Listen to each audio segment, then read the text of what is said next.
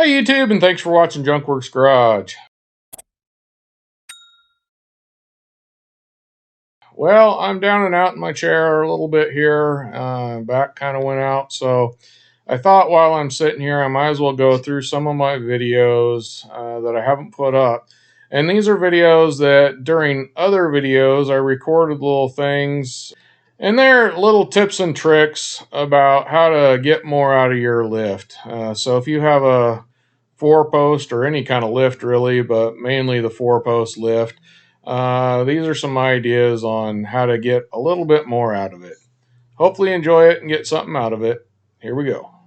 Surprisingly, another little thing that I've just by accident figured out. Just a board across here works really good as a table to set stuff on. I mean, it seems like duh moment. I actually needed it with the 2x4 screwed to it right there. I don't know if you can see that, but I screwed a 2x4 to it and had a jack kind of propped on it. Just kind of holding not a ton of pressure, but just something in a certain way I needed to have it held. And then I've kind of left it on there because it's pretty light, and I've noticed I've been just throwing stuff on there and using it, and it works as a good little bench underneath your lift. Now I know it comes with that black one that rolls back and forth, but I've found it's the bottle jack one. I found that between that and that lift right there, the scissor lift right there, that it takes up too much space under there. I'm always moving them back and forth, and it is really heavy. I mean, it's fairly heavy. Not really heavy, but fairly heavy to pull off for what I might use it for. Now, that doesn't mean to say I threw it away. I still have it, and I still will probably use it for certain projects. But I found that this board actually works better, and in fact, I'm going to do another one of these that has sides, I think, on it. We'll see. So I got my RZR up on the lift here with the front tires and wheels off, and I have it jacked up, but there's not really any place I can easily or safely put jack stands underneath it. Maybe I could build something that goes across here. I could probably use my bottle jack bridge thing that came with it. That thing's heavy and uncomfortable to use sometimes. I really don't find that I use that often, to be honest. So instead, I take the tires, the wheels and tires, and set them underneath the jack here. So if this was to come down, it's not coming down any further than this.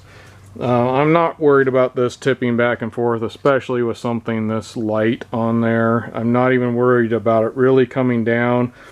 But unfortunately, it's either you got to have it way up or way down. I'm going to modify this at some point. I'll probably have a video on that to where I have more adjustment in this.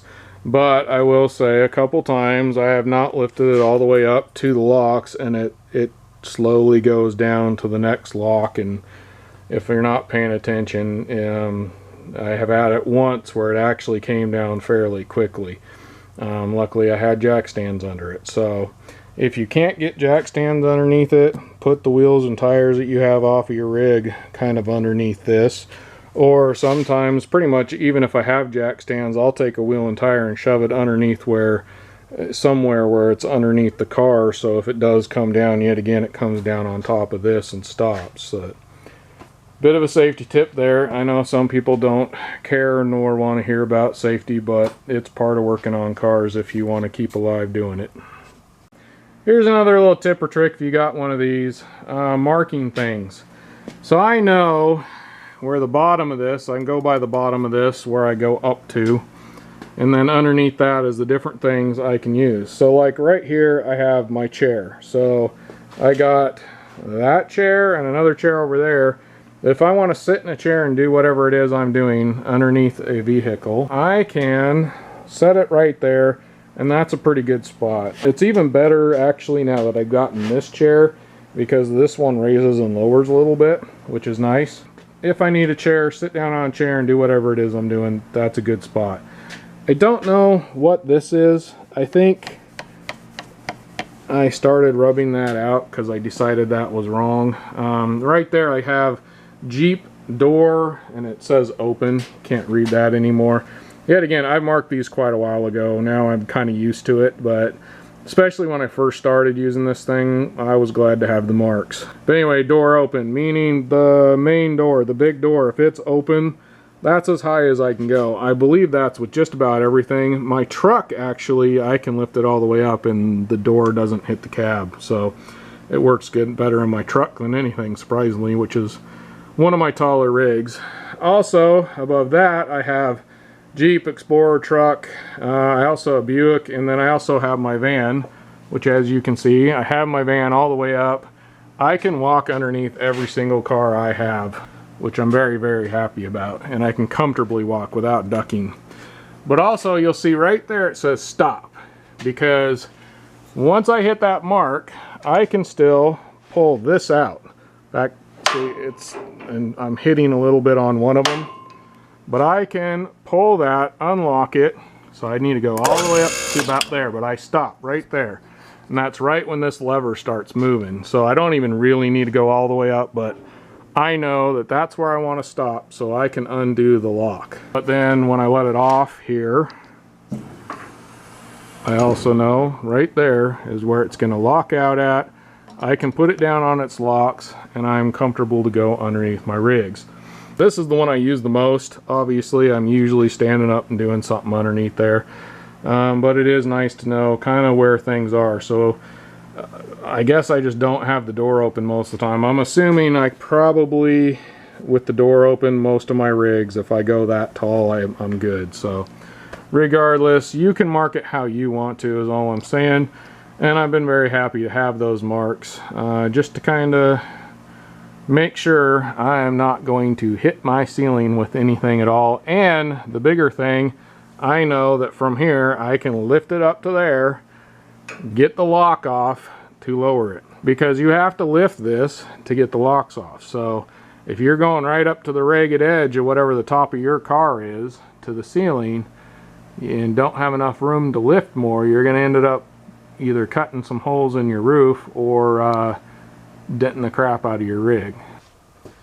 Well, as many of you know, I bought this lift mainly because my body is no longer participating with me climbing up and down out from underneath cars off the ground. But my main point here is that if you have a lift like this and you're climbing underneath like this and then getting up and able to stand up, I can stand up underneath every single one of my cars under this lift.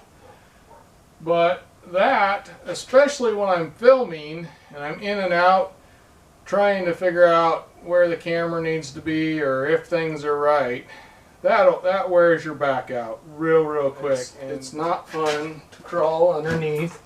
Most of the time, yet again, just like what I just did, that was not on purpose. That was completely just there. I come up too early and end up smacking my back or my head or something on something.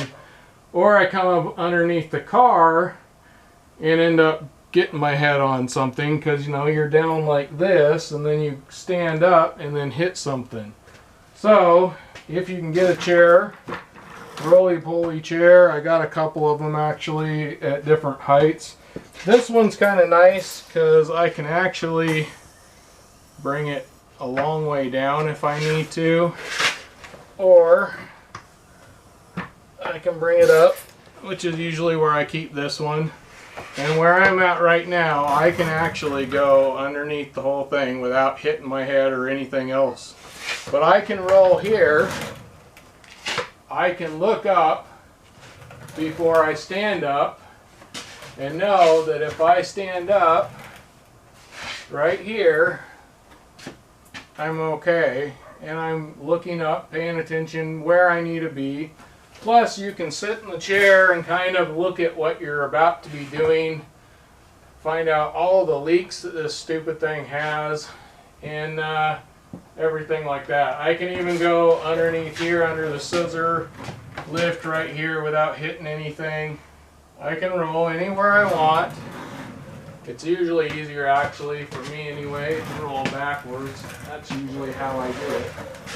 But then I can roll in and out. I'm out from underneath. I can grab a hold of this, pull myself up, and it's just a lot easier on your body when you do that.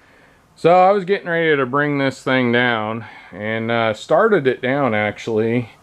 And normally I look under and around it. I don't know why, for some reason I didn't this time. And then I stopped and thought for a minute and noticed this right here was sitting right underneath that. I use this to kind of crawl around underneath there and do stuff every now and then. And I just happened to put it right in the wrong spot and almost crushed it. So not only would that destroy that, which would kind of suck, but I'm sure that could throw this completely off and hook it up and make things twist and turn the way you don't want them to twist and turn. So be aware. I have my Jeep up above me here, lifted on my lift here, but I still have jack stands on both sides there. If I'm working on a car, I don't just trust one object to be safe. If the tire's on, it's maybe not quite as big a deal because it'll come down and hit the tire. It's not going to come all the way down, although the way I have this lifted, this suspension is hung all the way down, so that would go up quite a ways into the wheel well before it stopped crashing you in the head. So yet again, I know people don't like a lot of safety things, and it's totally up to you on how you do things. But I never trust just one thing with my life. And in case you were wondering, can I get my Harbor Freight jack up on my Wildfire lift? Not a sponsor. Yes, you can. It fits just fine in between there. I had it sitting on that with this underneath it, just unjacked. It was just all the way down. I lifted the whole thing up by the tongue and have the tires chalked up. And then I took my lift and I lifted it, got underneath it, and jacked up with this jack here. Now, this is full of stuff. It's full of my entire back porch. We just had to get the job done, so I need to do the wiring on it now, but it was too heavy for me to lift it. And put it on like I could. If it was empty, I would have just put this just on that bottle jack bottle jack bridge or whatever it is that comes with this machine. You could stick that right on there, chalk it up, and lift it up this way. Or really, if you don't have one of these on the front of your trailer, you could just put it over the edge here like I did and lift the whole trailer, and it's up in the air for you. Reason I'm doing this is, yet again, got to do the wiring underneath. I figure I have a lift, might as well use it. Well, get out there and get your junk working. Thanks for watching Junk Works Garage, where I'm proud to say I'm a jack of all and master of none. You all have a good one.